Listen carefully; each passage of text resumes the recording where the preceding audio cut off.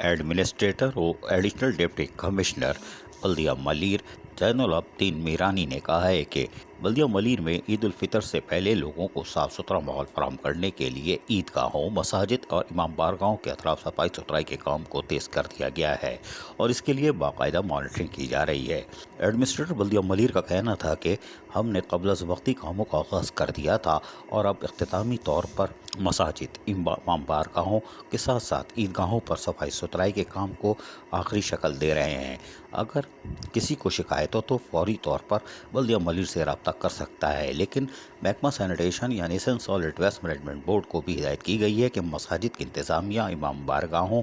اور عیدگاہوں پر جہاں جہاں نماز کی ادائیگی کی جائے گی وہاں منتظمین سے رابطہ کریں اور ان کو کسی قسم کی مشکلات کا سامنا نہ کرنا پڑے، اس لیے کہ سالٹ ویسٹ مینجمنٹ بورڈ سے ان کا معاہدہ ہے اور وہ صفائی ستھرائی کے کاموں کو انجام دیتا ہے۔ تاہم بلدیہ ملیر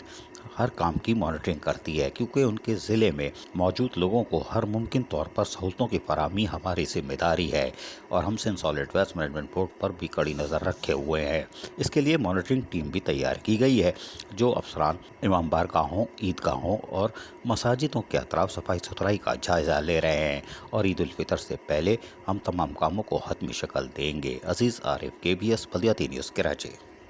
ایسی ہی خوبصورت ویڈیوز فیوچر میں حاصل کرنے کے لیے ریڈ بٹن پر کلک کر کے اور بیل آئیکن کو پریس کر کے ہم سب کے سبسکرائبر بننا مت بھولیے۔